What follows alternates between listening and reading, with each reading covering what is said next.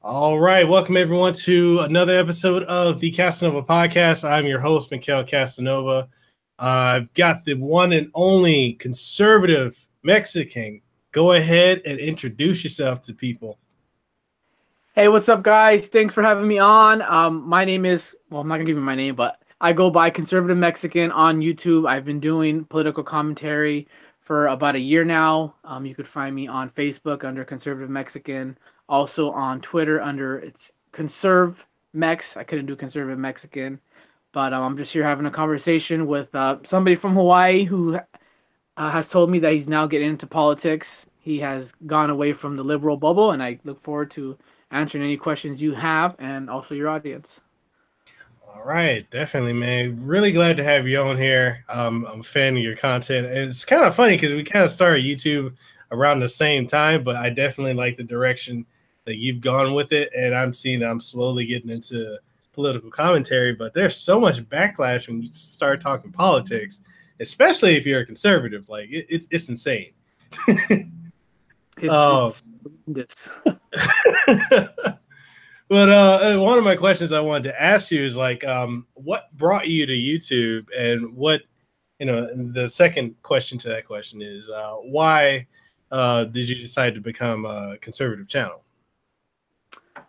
Well, before I went under the name Conservative Mexican, I was already on YouTube, but I was doing videos more in the sense of like personal development. I was into marketing, and so I've always been business savvy, trying to make money. So I would do a lot of like Tony Robbins, Zig Ziglar, Jim Rohn, just trying to help people become the best people they can be, overcome obstacles, and do what you can to just help society and do it in a financial way. So I was really kind of on YouTube, and then around that time, Trump announced he was going to be president. He wanted to become president. He announced his election, and once he said that famous quote, Mexico's not sending their best, they're sending criminals, rapists, drug dealers, and some, I assume, are good people.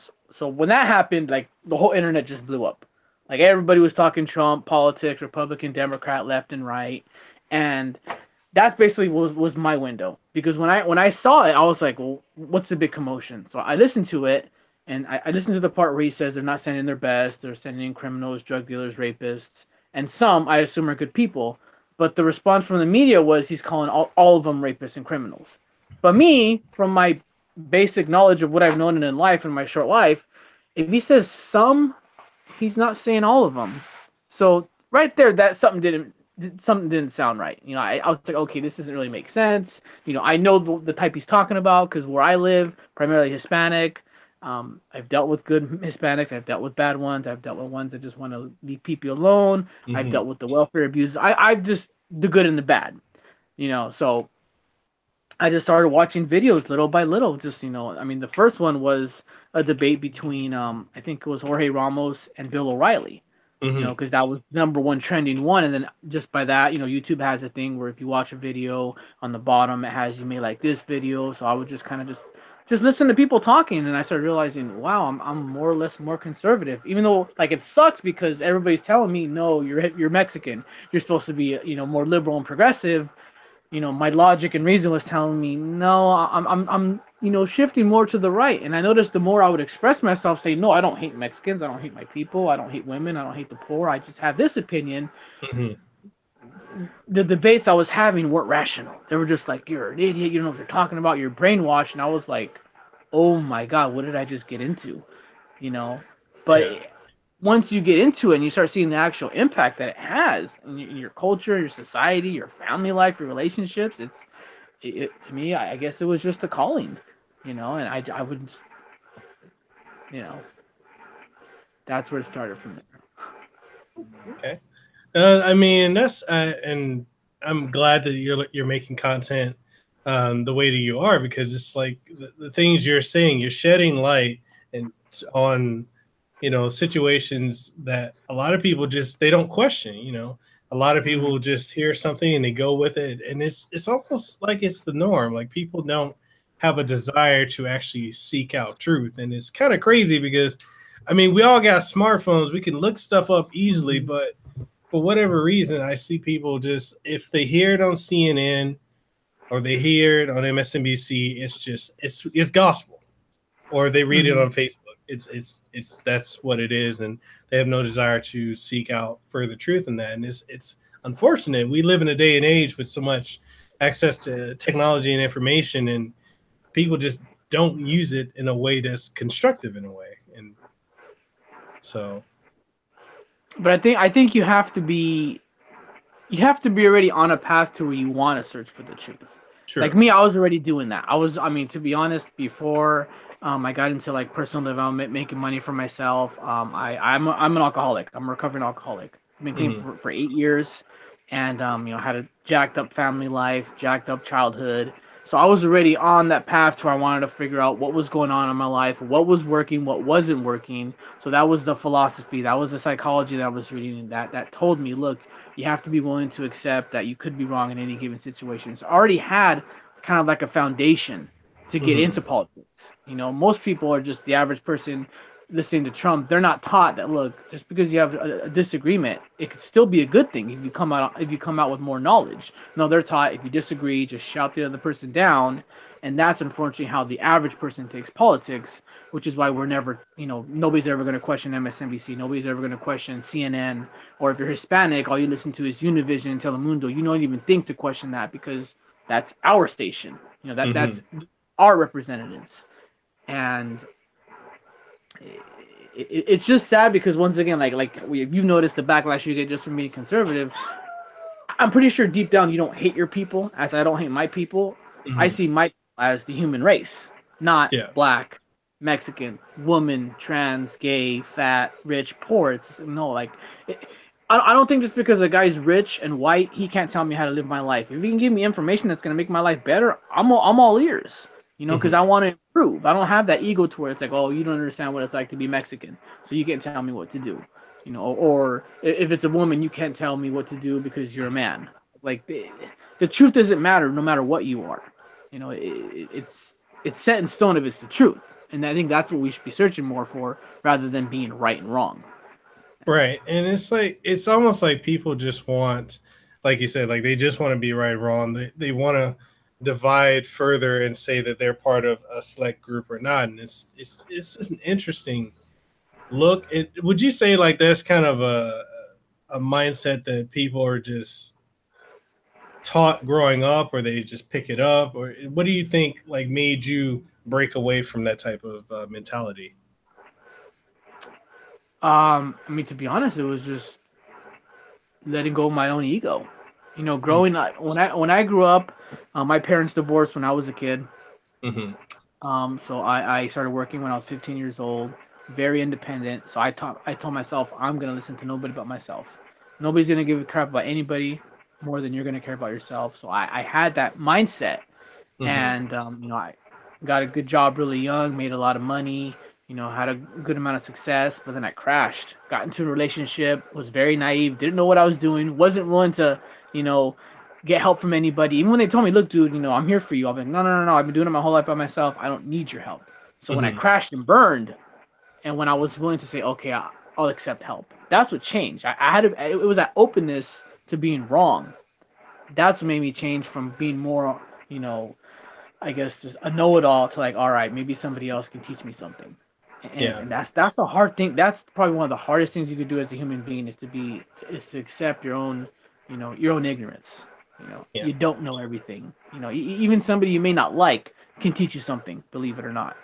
You know, so No, I definitely agree. Like I know for myself growing up, I grew up in a broken family. My mother raised me and my siblings, and it's just something how growing up that way, I saw nothing but like a lot of infighting with my siblings and myself, and then my mom so and you my didn't you didn't grow up siblings. with, you didn't grow up with your dad.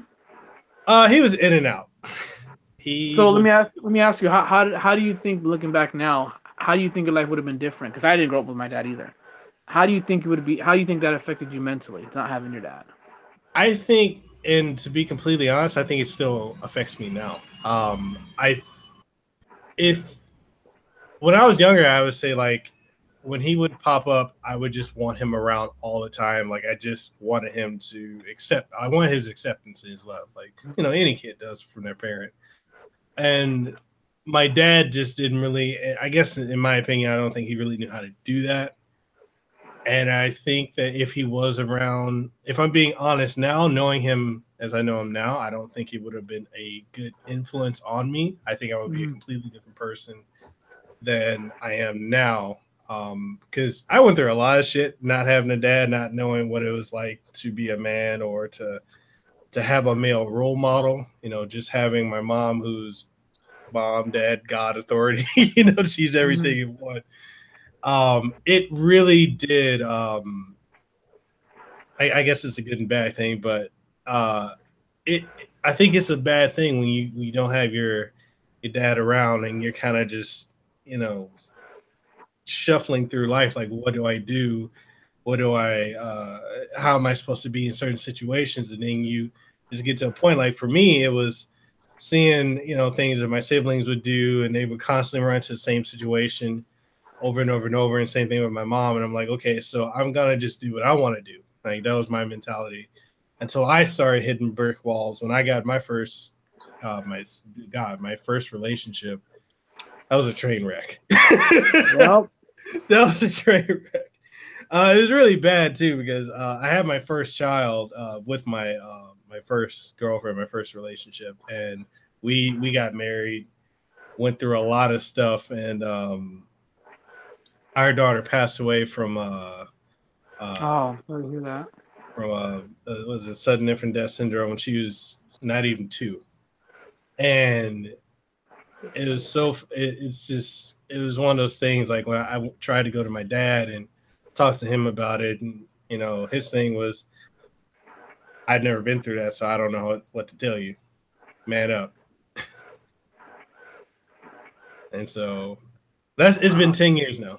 10 years 2 days ago. But it So hurts. It hurts. yeah, Like my story's not that. It's not exactly similar. But with me, what caused me to drink when I was going through my thing was, um, I didn't lose my virginity until I was 19. I was a late bloomer. same here. First real relationship that I had was like 21. Dated a girl I went to high school with. She had just had a kid with the guy she was with her whole life, from high school all the way to early 20s. And we started dating after they broke up. Hmm. And she got pregnant. She got pregnant right away, and she was conflicted. She didn't want to have the baby because she just had a baby with another guy, new guy having another baby. What's gonna happen? So we had an abortion. Hmm.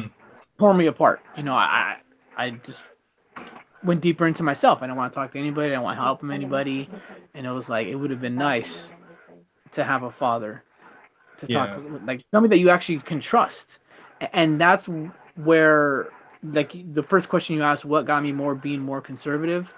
I realized that when I would listen to politics, that's the one thing that Democrats and liberals they never talk about, the impact of broken homes. They pretend like it's like not a big deal. But going Hmm. through it personally, it's like you're not going to tell me it's not a big deal when I've seen it firsthand.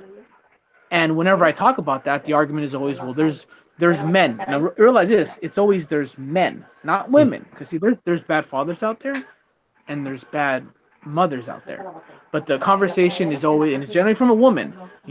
It's not important to have both parents because there's always going to be husbands or fathers out there that are abusive and bad fathers. So I Hmm. started to realize little stuff like that. That I was like, why are you always attacking the family? Why are you always attacking religion? Why are you always attacking men? Why are you always attacking the rich? Like there was always that narrative when instead of saying, okay, it's something that maybe I did, like it's always something that somebody else did.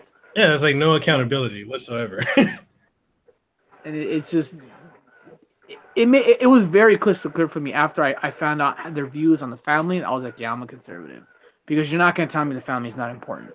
It's just it's that's the backbone of a society is the family. Yeah. Mother, father, and children. You don't give a kid love, he's not going to be prosperous. He may have some kind of success, but it's going to be shallow because he's going to be unhappy because like you and me, we're to this day we're still yearning for that love from the father. And I don't know if you ever heard of Jesse Lee Peterson, but he talks about that. Yes. That's the biggest thing in the black community is lack of fathers in the home. Yeah. I'm a big fan of Jesse. I watched a lot of Yeah, his stuff. and I feel guilty because he's in LA and I'm in Orange County, so he's not even an hour away. And I know he has he on Sundays he does his church events, but I haven't gone yet because I'm always working on Sundays, and that's one of the things Mhm. I've been telling him. I gotta go. I want to meet the man, because it's like when I first listened to him, and I would never really, I never really listened to a YouTube that broke it down like that until I heard Mhm. Jesse Lee. And it's when you're young and you're angry, it's because you're yearning for that love of your father that you didn't get. And Yeah, we're having that stripped away from us by being told that fathers aren't really that important. Feminists say, "Oh, you don't need a man in your life. Just listen to your mother."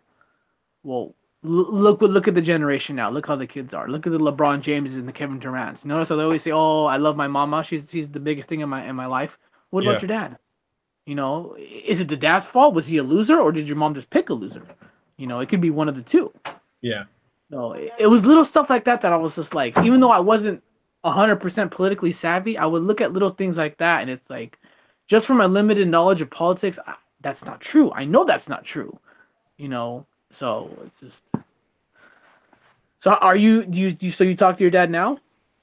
I talk to him occasionally. Like I spoke with him, I want to say last week, and it was the first time I spoke to him this year.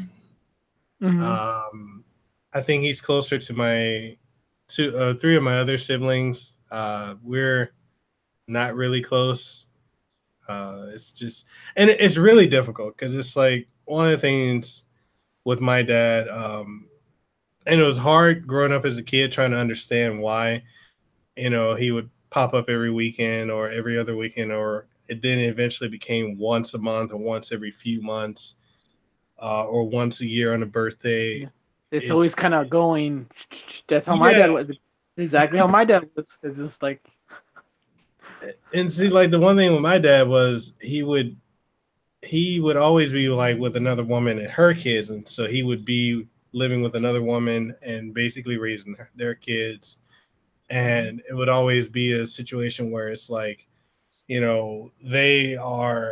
they would call him dad and they would know him better than me. And so there was like one summer I actually spent with him, and it's just like I felt out of place because he gravitated towards them more so than me, in my opinion.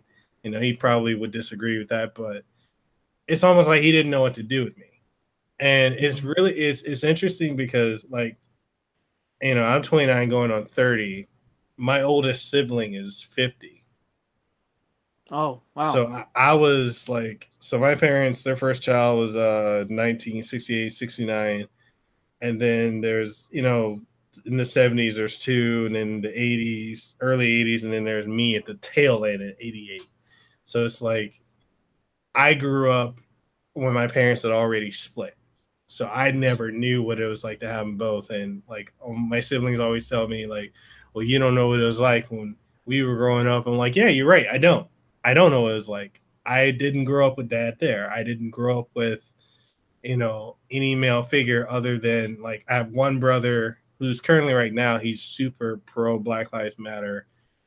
He was alcoholic and drug addict growing up, and he's kind of why I have become straight edge throughout Mm. my youth. Like I don't smoke or drink or anything like that because I would always see him fucked up on some type of drug, and he was either beating his girlfriends or he beat me or beat my mom. And I we still don't get along to this day.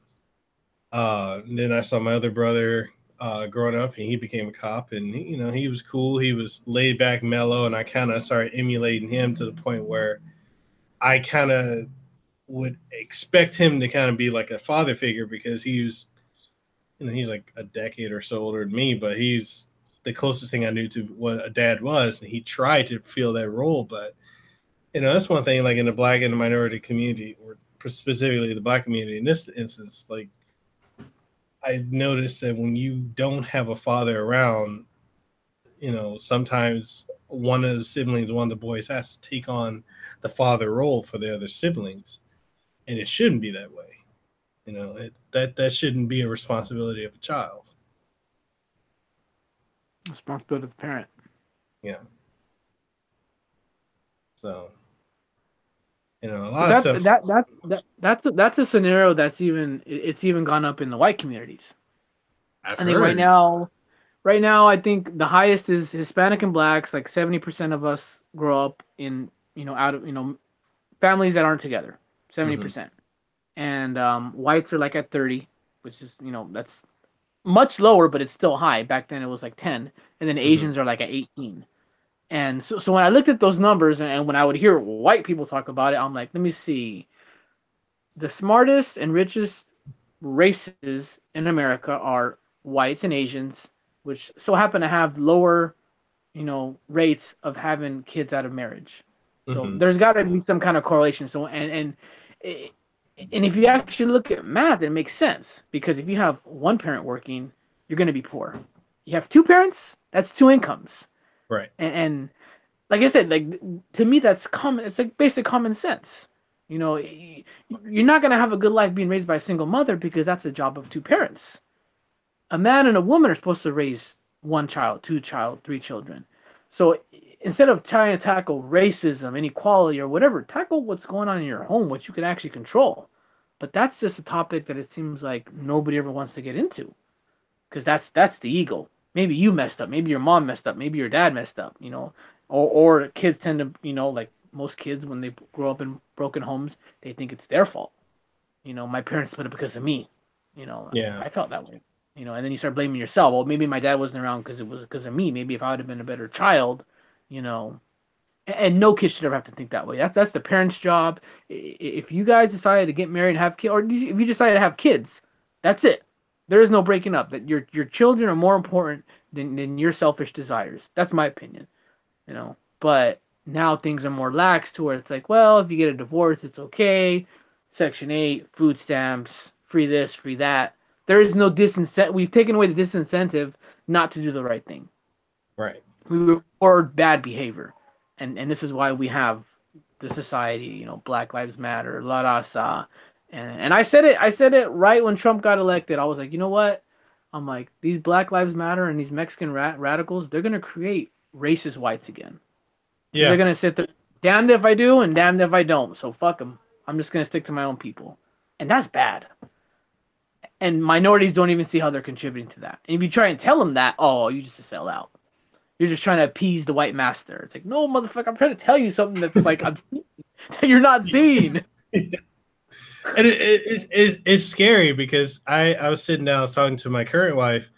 I was telling her about the same thing. I said, it's gonna get to a point where it's gonna regress. Like whites are gonna get tired of being bashed and being shamed for being white, and this whole white privilege. Like it's getting so out of hand.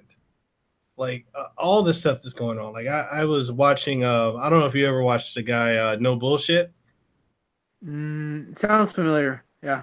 He always has like the bull face on all his commentary Yeah. stuff. Yeah, Actually, so not today. I just subscribed to him like 2 days ago. I was watching some of his stuff and like all the white bashing, it's insane. Like I don't know, man. Like I'm kind of scared at the direction the country's going, especially when people want to be segregated. And I'm like, damn, the whole civil rights movement was to have people judged by the content of their character, not the color of their skin. And now people just want complete segregation. Like, yeah, we want our own. This whole safe space thing. Like, what the hell is going on with that? Like, what are your thoughts, man? I mean, the way you just described that, the way you just asked that question is basically my response. It makes no sense. Like, okay, I'll put it this way because I mean, I've been working since I was 15. So my definition of a safe space, if I go to work and I go up to my boss and I clock in and I say, boss, I'm having a really bad day. I just gotta go sit outside for 10 minutes. He said, well, you know what? Shut the hell up and go back to work. Hmm. We don't have time for your feelings. Like the real world does not care about your safe space. Like your safe space is your home. Okay, that's your home. Other than that, that's the world, and it's a scary place out there. And there's different people. There's gonna be viewpoints that you may not agree with, but the whole concept of a safe space is it's just to divide people. It's as simple as that. That is the narrative nowadays on college campuses. It separates us into voting blocks. You got your blacks, you got your white liberals, Mexicans, women, gays, trans, and just get them all feeling pissed off, and eventually we're gonna clash. and then just go out and vote. Like, you ever notice every time there's like a big event, they try to get people out there, go out there and vote. Like when Black Panther came out, there were people trying to get people to vote. So get people all emotional and then get them out there and vote. That's it. Keep us dumb. Like It's like in like speaking of Black Panther, I actually did a review on that movie, like super impromptu on my way home from the theater. Um, it really didn't have that Black Lives Matter narrative that the mainstream media was pushing. Like, I don't know if you saw it. I didn't see it. And it's like when the movie was first announced, like when I first saw him in Civil War, like I was like, okay, cool, he's a cool character. I'm interested in seeing, what they do with the movie. And then when Black Lives Matter and then the extremists got involved in it, I started to not want to have anything to do with the movie. Like, it's just, I was disgusted with it. They're like, oh, this is a movie for us, by us, and this is our great hope. And I'm like, it's a freaking Marvel movie. Like, what? And then, like, I saw Amazing Lucas's review of it, and his review, he was basically saying, like, when it gets to the second half of the movie, it just falls apart. And then when I went and watched it, same thing. Like, logically it fell apart. But when throughout the whole thing, I'm like, wait, so therefore building a wall, staying it's a very conservative place, and it's like, wait, where is the mainstream media, and then the extreme? It's like, where are they getting this from this movie? Like, it was so misleading. Yeah. Yeah, the only reason why, and I gotta be honest, I didn't see the movie was because um I've started to see myself because growing up, you know, I have blacks in my family.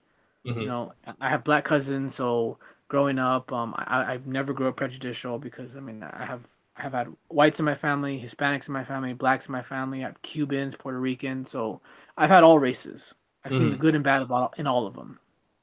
And but as I got older, I wouldn't say that I started to be more racist of blacks, but I started to distance myself more because I would notice when I would have basic conversations, there was always a racial undertone. Like if I said something, it was because I'm black, and I started to, I'm like, oh, now I understand what whites are trying to kind of like say. Like I don't hate them, I just don't want to be around them because I have to, it's like I'm walking on eggshells. If I say the wrong thing, I'm automatically a racist. So when I started to hear about the, this is a movie by us for us, like no, we're not supposed to do that. Whether you're white, whether you could you imagine if a white guy said this is a movie for us by us, you know, First thing you say, our that's a history. racist. Exactly. So when I started hearing that, I was like, oh my god, we're regressing, you know. And when I heard LeBron James say it was a good thing because it was for everybody, I was like, look, I remember when I was 16 years old listening to Tupac Shakur, and he would say, we need to stop sucking Michael Jordan and Michael Jackson. You know what?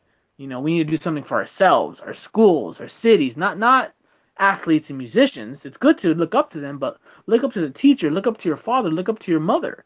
And Mm-hmm. you're seeing people idolizing rappers and basketball players, but these people live lives that they're the 1%. They're the ones that politically you talk about are the bad ones, but they say the right thing, and then you just kind of go back into the same cycle of hatred towards like you hate the white man, but it's like it's just it's insane. So I haven't seen it. Maybe I'll watch it when it comes out on Blu-ray, but it's just I don't like that tribalism stuff. You know, Yeah. it's bad stuff. If it was bad when Hitler did it, it should be bad when blacks do it and when Hispanics do it. And It it's it just de- it definitely should be. I mean, you're right, and it's like one of the things that I run into with a lot of people. Like I said, one of my brothers, my older brothers, is extreme into the Black Lives Matter thing, and he was so extreme to when my wife and I got married last year. Like, our wedding was in March last year.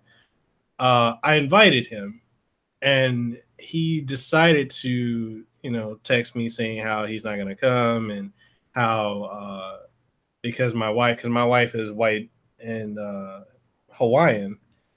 He said that because she's white, I'm it's a disgrace to our black heritage, and white people are the enemy, they're white devils, and I should be with a black woman. And I'm disrespecting the black culture, and it's just that level of extreme tribalism is just insane.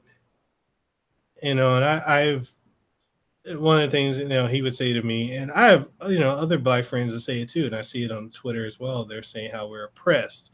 If you're black, you're oppressed. If you're black, you have less opportunities. If you're black, you're a cop, you're more likely to get shot and killed. And there's so much fear mongering and lying that's going around that I think that's what kind of got me into understanding politics, because I was like, what I see and what I'm hearing, they don't add up at all. And Right. I'm a guy, I'm mixed black. I'm out here in Hawaii, which is one of the most expensive places here in the US. I'm making close to six figures. I'm doing well for myself right now. But there was a point where, yeah, I was in college. I was, with my first wife. We fell apart, and I was homeless and still trying to go in school. And I didn't have that mentality that I was depressed. I'm like, my mentality is, this didn't work, so I'm going to try something different to better myself. But a lot of people have this thing where it's like, they don't want to try, and the easiest thing is just to not take any accountability, and it's someone else's fault. It's like, oh, well, black schools are like this, and there's so much white cops killing black people and blah blah. And I would say to people, I'm like, well, have you not noticed that black on black crime is actually really high? And then they're like, no, that's just a statistic that the white man came up with. And I'm like, that's not true. I grew up in a really poor black neighborhood, and there would be times I would see drive-bys, and there would be shootings constantly. I'd see fights. I've been held up at gunpoint by black gangs, and on the news you're seeing X amount of people being killed, and it's like, I know that what they're saying is not untrue. The statistic, there's some validity to it, and they're like, no, that's fake. And so that's why, like, the whole Black Lives Matter movement, I don't stand behind it. I don't agree with the tribalistic mentality. I just think it's insane. Like, I don't even know where it came from. I don't know. It came from Michael Brown. Hands up, don't shoot. And that was false. That whole thing was a lie. And you would think. Remember, this is the ego part. This is not a black thing. This is not a white thing. This is not a Mexican thing. This is a human thing. Mm-hmm. Black Lives Matter. Hands up, don't shoot. When it was proven to be a lie, rather than saying, "Oh, we fucked up. It was wrong," that would have been the human thing to do. We were wrong. Let's figure out. Well, we could still be upset about other crime, other things we think about that are not supposed to be happening. But when you are unable to sit there and say we were wrong, let's try to figure out what's going on in our communities instead. Let's focus on the cops. Game over. Like you've already lost because you've already defeated yourself. Because, have you ever heard of Les Brown? Yes. There's this quote that he says, and it's an African proverb. If basically saying the only enemy is the one within. And as minorities, we've lost that.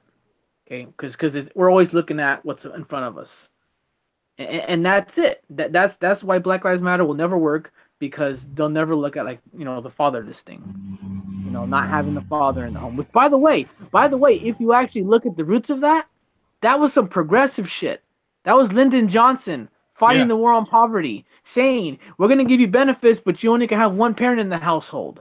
Those were white Democrats that did this to black people. It was the white Democrat that enslaved the black person. It was the white Democrat that was the KKK. So that's why, for me, it's kind of hard for me to talk to black people when it comes to that, because it's like, wait a minute, you're on the side that did all this bad stuff to you, and you're just pretending like it never happened. Exactly. And it's like, being independent. Being independent. I don't need you to be a conservative. Be an independent. Have some respect. But it's like, it's just one of those things where it's like, it's people talk about systemic racism. There's systemic brainwashing of society, intentionally done to just make you think a certain way. And that's what we're right now. No. It's insane, because I keep hearing, like, when people find out that I'm a conservative, they're like, oh, so you voted for Trump? I'm like, yeah, I did. And they're like, why? Because a lot of the things he said made sense, and they're like, well, how does it make sense if, he's a racist, he's this, he's that? I'm like, can y'all stop cherry picking stuff from, whatever, like 10 years ago, 20 years ago, completely taken out of context? I'm like, Mm-hmm. anytime Trump says something, a lot of people just take it out of context. They hear what they want to hear Mm-hmm. when it comes to him. I said, but yeah, for me, like when I was growing up, um, my family was Democrat, and I was never taught what being a Democrat meant or what being a Republican meant. It was just, this is what we are, accept it, don't question it. It Mm-hmm. was actually in my family is three things: don't talk about politics, religion, or money. Those are the three. And so and that's another thing, outside of not having a father in the figure, not understanding politics or how things work in society. That was another thing that I felt that had stunted me in my growth, because I'm Mm-hmm. over here, just thinking things are the way they are and there's no hope or a way to get out of it. But in the reality, it's like, if there's something you want to do, you can accomplish it. You can, if you just work hard enough. If it's something worth having, it's worth fighting for. And understanding what system was there that put this in place.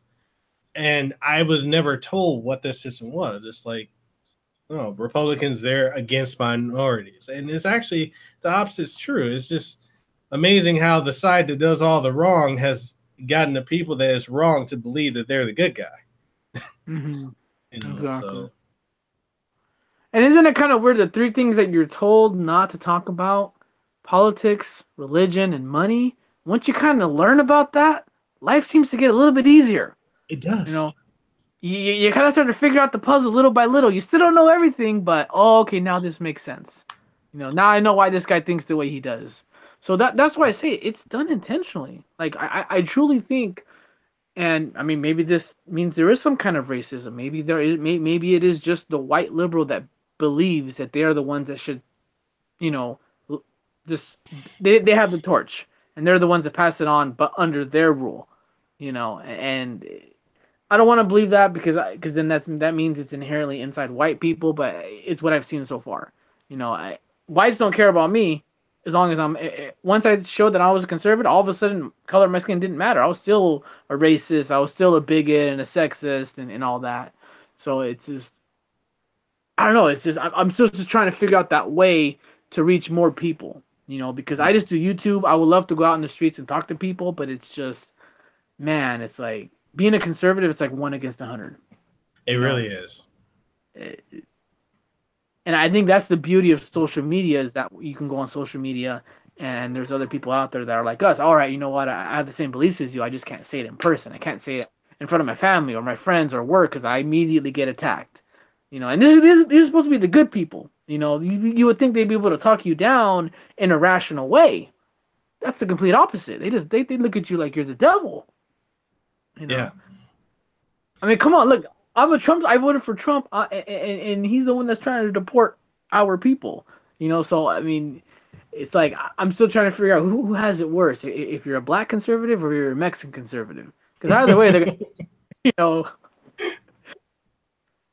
That it that's one of the other things. You remember when he was coming into office and the fear mongering? They're like, "Oh, he's gonna what's it? He's gonna do to the blacks? He's gonna send them back to Africa or something like that, he's gonna, or he's gonna send them back to Africa, take away all their welfare, and yeah, like there was gonna be lynchings every day. Like the police were gonna be like it was gonna be like a mill. Because remember they compared Trump to Hitler.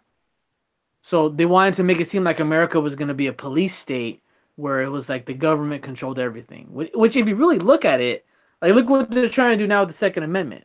It seems like yeah, like the Democratic Party tries to paint the other side and accuse them of doing things that they're actually doing. yeah, I don't know if you listen to if you read the Dinesh The Big Lie, he talks about that. Like they're basically taking what they do and saying, no, they're the ones that are doing it. We're just the ones trying to stop it from happening. You know. it's like this whole thing with like the gun control. How with the last the shooting at the high school, it's amazing how the narrative shifted from, you know, the kid was insane or they had the warning signs. Like, I, what is it? They had like 30 something, 32 or 36 warnings that he was going to do it. 39 And, calls in 7 days to that guy's and home. yeah, and they did nothing. But then the narrative from the mainstream media was it went to the AR-15 and it just kept staying on the AR-15. And when I noticed that they started zeroing in on that, I'm like, okay, something about that doesn't sound right. And then it shifted to the NRA. Mm-hmm. And it's like, why are they attacking the NRA? And then it makes sense. Like, if you were to take it further back, like the liberals that are attacking the NRA worked with the blacks and the conservatives. You know, so it's kind of like, okay, well, we're getting back at you. And now, since we've got our platform, we can use these kids, because I forgot what video it was I've seen, but someone said they use black kids to push a message. They use Hispanic kids. Now they're using white kids to push a Yeah. message, and it's like, and it's gaining more traction. And it's just it's something like I'm looking at this. I'm like, okay, so they're going after the NRA. Then they're trying to do gun confiscation, which I think they did something today in Florida, I believe. And it's like, okay, so if they're going to confiscate guns, then they're going to try to remove the Second Amendment. We've already got this politically correct culture that really came into being under Obama, and that's starting to try to get rid of the Second Amendment. I mean, the First Amendment, freedom of speech, and it's like, I feel like people don't see that one thing is leading to another, and it's all not for the people. So, Because the people don't really look at the value of the Constitution, the Bill of Rights, the Declaration of Independence, because they've been taught to associate it with just the white man.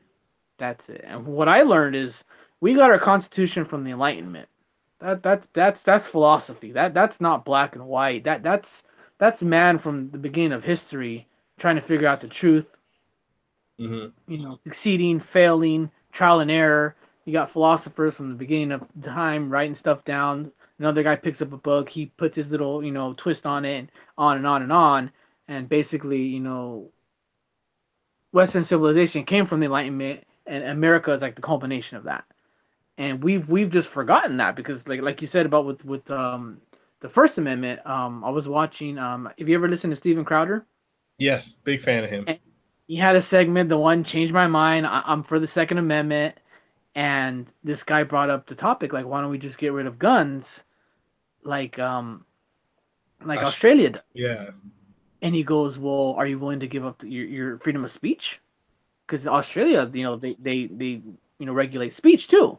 So you don't have rights to that. So he's like, it's like people don't understand. Once you attack one amendment, they're all game now. Because Mm-hmm. if it's not set in stone, they could all be changed. That includes respect for women. That includes what we did for slavery. That includes everything. And it's like people just kind of go like, well, like it's not really, true.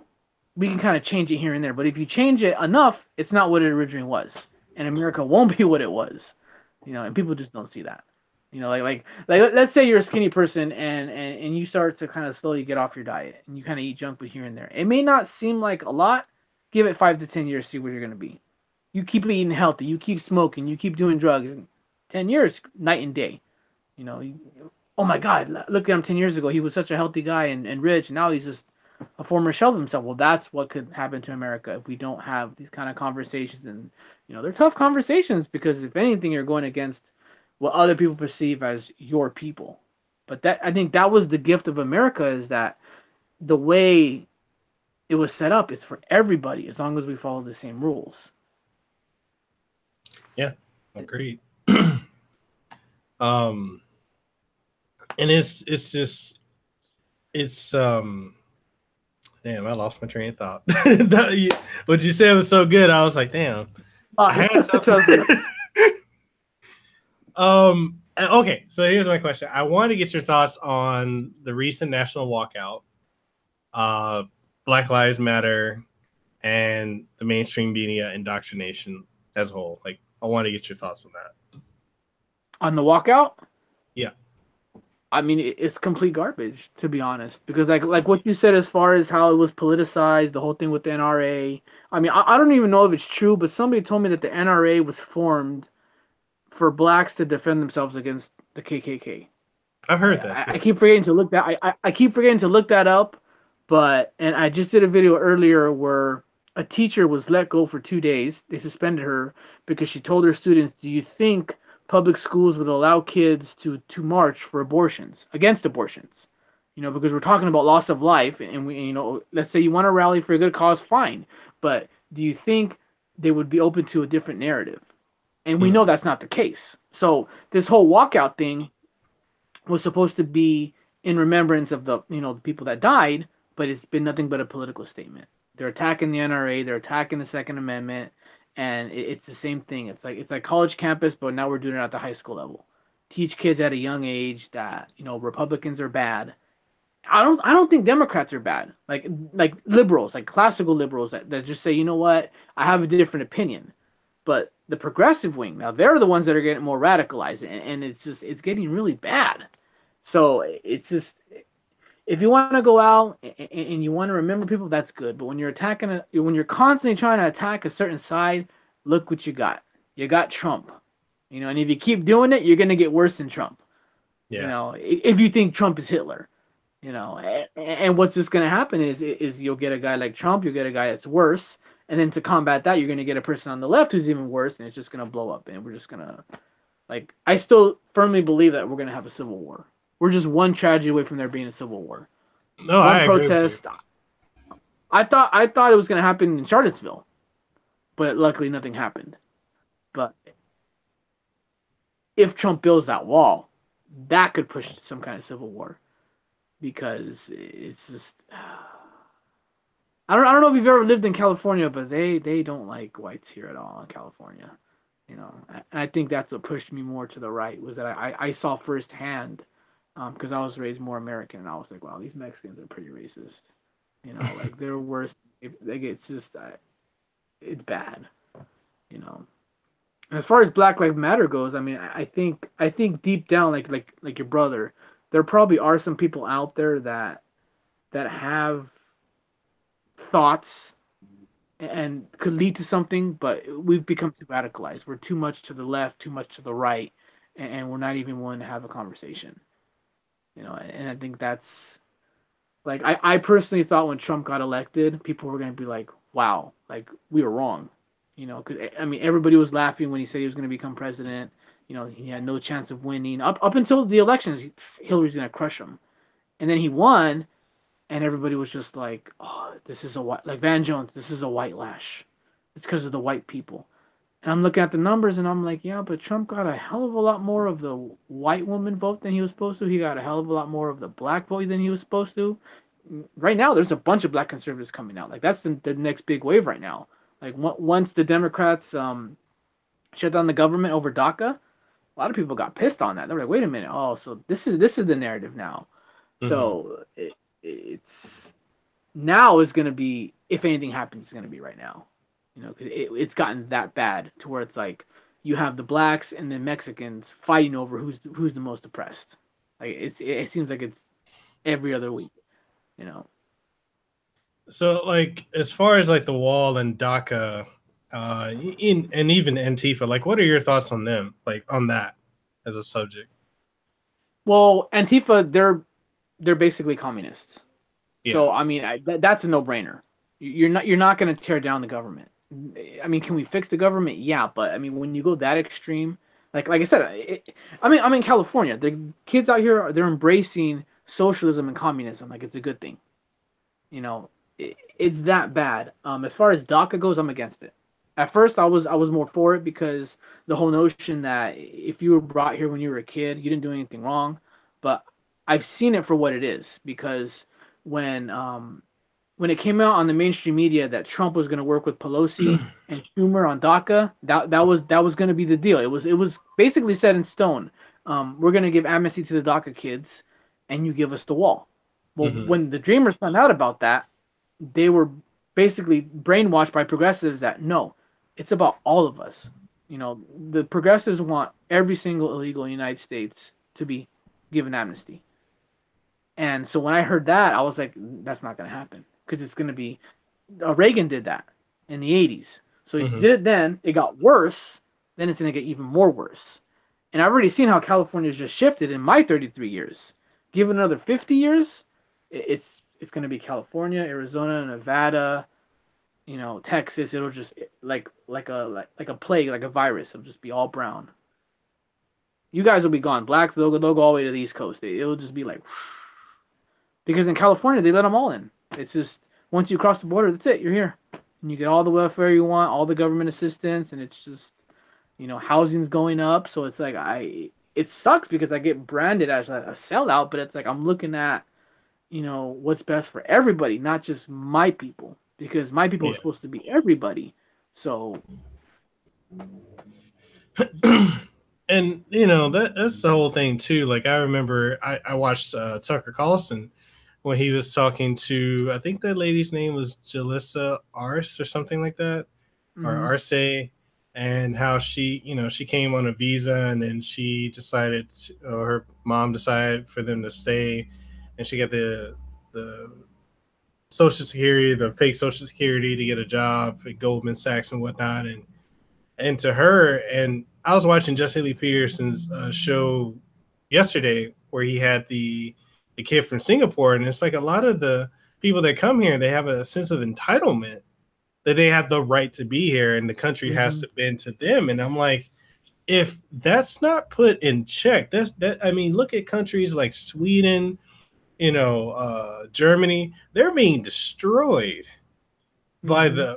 just the flow of immigration. And that was one of the things. It's just it scares me that America has gotten to that point, and I hate to always say like is because of Obama, but he let a lot of things happen that just shouldn't have. And it's like this whole thing with Islam. Like, why is it now that it's so taboo to talk about Islam? Well, Like, Obama did that intentionally, right? is it because Do of him you, and Farrakhan, or because he's a do you know who Saul Alinsky is? yes?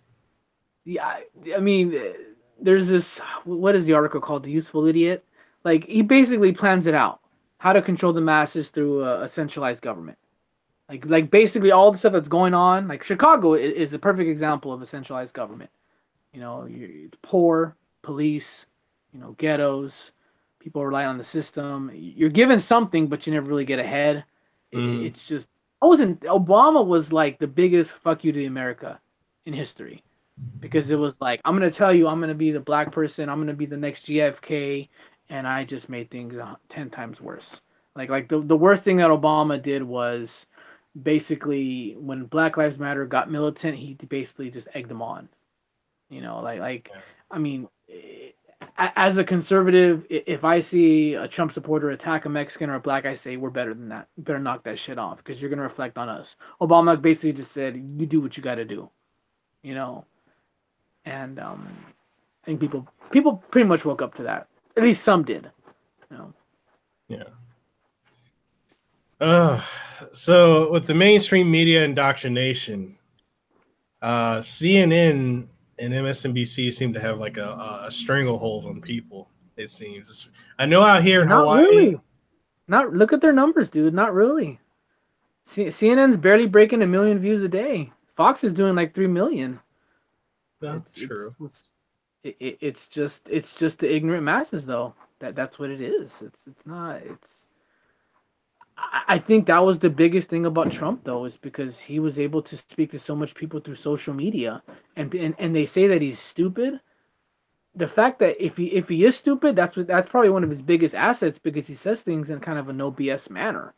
So he Mm-hmm. was kind of like the anti-mainstream media. He's like, you know what, you guys are fake, and he made it very easy. He's like, you know what, you guys play a segment, you interview me, and you only play 5 seconds of the interview.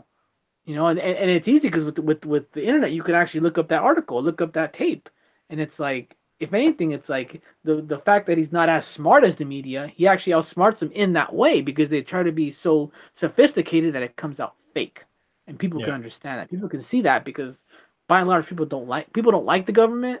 We vote for them because we need them, but people have been just waiting for an outlet to just do other than the mainstream media. They want something else. This is why channels like all this independent media. That's why they're blowing up because they're not being forced to watch it. They're not being forced to listen to it. It's like, wait a minute, this guy's actually having a conversation with somebody he doesn't agree with. Like that never happens on the mainstream media. Like look at Don Lemon. Anytime a guest disagrees with him, he'll shut off the show. Let's go to Yeah. commercial break. It's like come on, like grow a pair. Oh man. And it's so funny because Don Lemon, he'll either take you to a commercial or he'll just overtalk you. And I think Yeah. there was one person who wouldn't stand for it, and he just cut their feet entirely. And I'm like, wow, that's so petty. And it's so, it's interesting how it's almost like CNN and MSNBC, like they're scared because more and more people, like I'm noticing, like a lot of people just coming out about being conservative or and about the family. Like some of the YouTubers I like, Brandon Tatum, Kevin of Kevin's Corner, Truth or Talk, Mm. Amazing Lucas. Like a lot of people are coming out and talking about real stuff. And it's like, and then you look at mainstream media, and with the exception of like Fox, I feel like Fox News is one of the few that's actually talking about what's really Mm. going on. Like Tucker Carlson, I mean, he keeps it 100. I like Mm. him. Hannity is good. I can't think of the blonde lady's name. Was it Ann Coulter?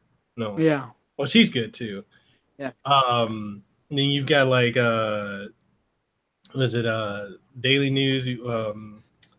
Ben Shapiro. You got Milo Yeah. Yiannopoulos. You've got Check so out many. Mike Savage. You heard of Mike Savage? No, I need He's to. in San Francisco. Yeah, he was thinking of running for Senate in California, but he kind of ducked out because he didn't think he'd win. But he's pretty. Fox, CNN, and MSNBC won't have Mike Savage on. That's how much the mainstream media doesn't like him. Oh But he's wow, like, he's smart. He's like, yeah. All his books are New York Times bestsellers, and the media never talks about him. So he knows his stuff. And he goodness. would rail Obama like every single day. He would. Yeah.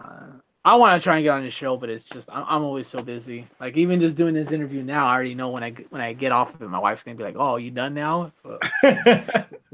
No, my, Oh so well. um yeah, here's another thing. So what are your thoughts on racism and I guess this new term they're coming up with colorism? Like, do you think Okay, you, racism you're gonna have to tell me what colorism is because I've never heard of it. Okay, I just heard of it a couple of days ago. So apparently colorism is very similar to racism, but it's the whole thing that you can't be racist if you're black, Hispanic, or any minority because you don't have Power. the yes. Yeah. That So so my views on racism is that at one point I wouldn't doubt that it wasn't systemic because it was. mhm, It is in our history. We did enslave blacks.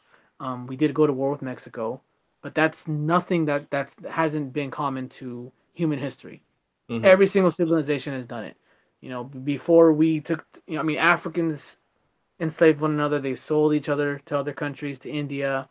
Before America invaded Mexico, I mean, you had the Aztecs and the Mayans. They would kill each other. They would sacrifice each other. They would sacrifice warring tribes. So it's not something that's not common, but the way it's been politicized and the way that people are taught that, like what you just said, if you're black and Hispanic, you can't be racist only because you don't have power. Well, I don't think I'm without power. So that's a lie. That's a cop out. So to me, racism has been watered down to where it's more of a political thing to where it's like if you disagree with me, I'm just gonna call you a racist. mhm. And if anything, that's creating more racism because once again, like I said, that that basically Obama created Trump because Yeah. he took the white man and said, "You're no matter what, good or bad, you're still the reason why society's messed up." And if we keep doing this racial undertone of just, you know what, it's just, we got to get rid of this, you got to get rid of that, keep raising taxes. I mean, I don't know what it was. Like it was Black Lives Matter did a list of 7 demands of white people, Oh yeah. and I was like, how about you have a list of 7 demands for your own people? How about a list of? We actually had that. It was called the 10 Commandments. It was something for everybody to follow. So it's like, if anything, racism is getting worse. It's getting worse from us, and people aren't willing to accept that. Like in California, like we were just talking about the wall in DACA. In California, basically, just the Mexicans are like, it's all about us. Like we want to take over California. They don't care about white people. They're like, oh, well, are you mad because we're doing the jobs you guys don't want to do? Like, oh well, tough. You don't like competition. So it's got to that point to where it's like we're really becoming a racist society, but it's coming from the side that's claiming to be trying to fight it. You know, so it's really up to us, the ones that are willing to take the slings and arrows, that Hmm. are going to change that. Like, it's like, wait a minute, this guy's actually saying that his people are wrong. Maybe there's some truth to that. How is it if a white person talks about racism? He's a hero, but if a black person and a Mexican person, goes against his own people, all of a sudden they're a sellout. Like that's never made sense to me. You know, it's just, Yeah, it's insane. And it's always been there though. It's always been there. It's yeah, not new. yeah, that's true. My last question, because I know you got to go. Last question, last topic. Trump derangement syndrome and its effects on Hollywood and the mainstream media. What is your take? Trump. I mean, Trump derangement syndrome is just. I mean, you had academia, the mainstream media, and Hollywood. I don't know if you want to call it Illuminati, but you basically had the enlightened ones, the ones that know everything, control everything. They thought that Trump was gonna come in. They were like, not gonna happen, and they lost the power. So basically, it's like power corrupts. Once you have it for long enough, you feel like you're entitled to it. Like you are the ones that make the rules, and they found out that that was not the case. And because of that, that's what you're seeing, Trump derangement syndrome, because Trump has actually taken the average person and let him know, like, look, you can destroy this actor, you can destroy this athlete, you can destroy this politician. You have the power. So once again, people actually realize, like, I have the ability to impact more than I think I do. It's actually counter nihilism, because under the last 8 years of Obama, it was like, oh well, nothing matters. If I vote, if I don't vote, it's not going to make a difference. Yeah. And the media didn't know how to respond to Trump. And if you look at it, the media is on election mode every single day. Like if you turn on CNN right now, you would have thought the election's tomorrow, the way they're hammering it on Trump. And it's just because they just don't know how to fix something, because the way that they've always done it is just, it's not working. And I've heard of Trump derangement syndrome. I see it every single day. It's like if I make a video about Trump, I'm already getting like 10 dislikes, and it's just like, he could do something good. Like it's just, it's insane, man. I mean, he could cure cancer and they still hate him. Yeah. All right, man. That's all I had for you. You got anything you want to say to the audience, a message or anything, where they can find you? Plug your channel again. You can find me on YouTube under Conservative Mexican. Same thing with Facebook, Conservative Mexican, and on Twitter, find me at Conserve CONSCRV and then Mex, and then you're gonna post this right after. Yeah. Yeah, And and if you then want, you can put it on your channel too if you want. It's up to you. you're gonna have to show me how to do that, because I am not computer savvy at all. I just do my videos through my phone, upload it, very easy that way. I mean, but other than that, I mean, I just want to thank you for having me on your show. And it's, to be honest, this is, I think, the fourth interview that I've done. I did one with a Mexican Latina, or a conservative Latina. I did one with Truth or Talk. She's Hmm. amazing. Yeah. Um, Uber guy. He's a Uber guy, He's Uber cool. driver from Atlanta. And then you're the fourth one. So I was supposed to do one with Kevin's Corner, but we just got our days mixed up with schedules and all that. But it's a breath of fresh air to see minorities talking, Yeah. and not the typical the white guy is evil. We're actually talking about things that can actually make some change. Not through the government, but through us asking those Yeah, tough questions. Like I mean, like the conversation that we had about our dads. Like that's some serious stuff right there. Media will completely ignore it. Like it has no impact on the youth, you know. But that stuff is gonna change lives, and that's why I love Jesse Lee Peterson. Every time I listen to him, I'm like, man, this guy's amazing, you know. And indeed, I man. can't. Like every time I listen to Jesse Lee Peterson, like I take away so much because there are things that he said that it's true. It's like you're raised in a single parent household. If you're raised primarily by your mom, and if she's mean and she's basically the law, then there's a point where you're going to be rebellious, and then a lot of it has to do with anger you have towards her. And it's Mm-hmm. like I was like, damn, like a lot of the stuff he's been saying, like I've been sitting back and thinking, I'm like, wow, I didn't think of it that way, but that's why I did this. And it's like, I would love to meet him one day. Like, that dude's amazing. But all right, people, that's the show. If you want, you'll be able to catch this on iTunes, Google Play Music, Spotify, Stitcher, and TuneIn Radio. In a couple hours, it'll be up. You'll be able to catch this stream again. It'll be on my channel, and definitely make sure you go subscribe to Conservative Mexicans channel on YouTube. Go ahead and also make sure you follow him on Twitter as well as on Facebook. And yeah, we had a good time tonight. I want to thank you, Conservative Mexican, for being on my show. And man, I got to have you back on. I'd love to have you and Amazing Lucas on the same time. Like that's something I was thinking about when I was watching more of your stuff today. I'm like, man, that would be magic if I could get the two of you guys on the show. The more the merrier. To be honest, to me, it's more like I just want to see everybody talking to each other. I don't care if it's not me. You know, I say it in my videos all the time. Like I have a certain message and I have an audience that I have, Mm-hmm. but I want somebody out there that's gonna do one up than what I do, because that person's out there. You know, I've gotten all the success in my life being like the middleman. I don't want to be the guy, but I sure as I want to help that guy become the guy. You know, as long as I'm doing my part, I'm happy in life, and that's all I want to do. And to be honest, if we live that life as a community and as a society, it's there. You know, Yeah. it's just go the philosophy in life, and it's just the politics, and it's just.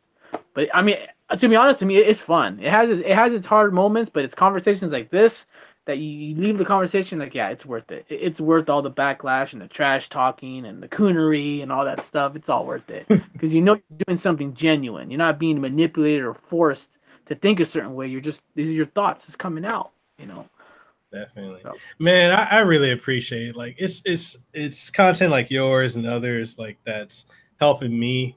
Getting rid of the liberal indoctrination I've had for so long growing up, and just coming into my own, like understanding why things are the way they are, and people just being honest and saying, like, hey, this is my experience. This is what I was told. This is what I'm seeing.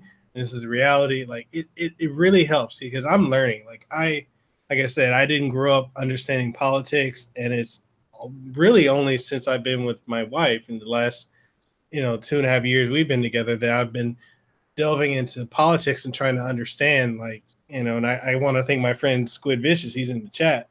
He's actually been helping me. He's like, Mekel, you should just go on this journey because you have so many questions. Like, reach out to other people that understand, politics, or, that have, understanding of why like people do this tribalism. They can better help you understand why things are the way they are. And it's just this is kind of my journey. I know I may sound like I'm rambling at times, but it's like I'm trying to understand, and it's fun. Like this journey to me is fun.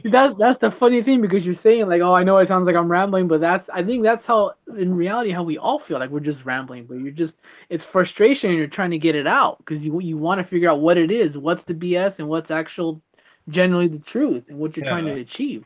I mean, just keep doing it, man. I mean, I suggest that you do just more, because that's all I want to do is it's just you're not gonna know everything, and believe me, the person that you're gonna talk to is not gonna know everything either. You know, yeah, but between 10 of us, there's going to be a lot of truth there, you know, and yeah, that's the goal. That's what the mainstream media fears, is a bunch of smaller people getting together and go like, all right, now we can challenge you because now we have more of an audience, because it's not force fed down your throat. It's something that somebody does. Oh my god, I can't wait to go check out this guy or that guy because I know he's gonna actually listen to me and actually, that's why I love Steven Crowder. Oh my god, he has a segment where he tells, all right, these are my thoughts, bring it. Yeah. Like he's saying, change my mind. If I'm wrong, I want to know. I think we should all be that way. That's part of the conversation. That's philosophy. That's why I got into politics, because of philosophy. It's the conversation. Yeah. It's time to bring that back. Time to bring it back. Well, all right. Again, thank you for being on the show. Thank you to everyone that's been watching, and we'll catch y'all on the next one. Peace out. All right. Have a good night, buddy. All right.